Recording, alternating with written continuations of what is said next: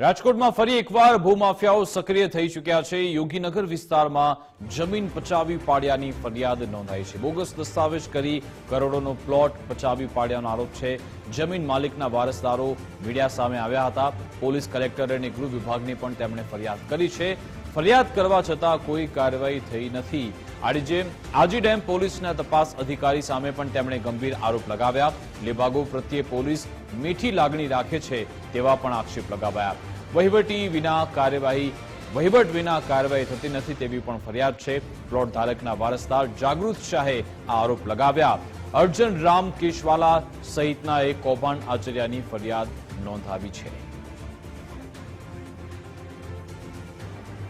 આના ઓરિજિનલ દસ્તાવેજો છે એ જેની પાસેથી મેં જગ્યા લીધી એના દસ્તાવેજો ફોર્જ કર્યા। ઈશાર ખાન નામના એક ભાઈએ જેણે પાવર ઓફ અટર્ની બનાવી ભગવાનજીભાઈ મંગલજીભાઈ નથવાડીની, અને એ પાવર ઓફ અટર્નીથી આ ભૂમાફિયાઓએ એના પછીના સક્સેસિવ ડોક્યુમેન્ટ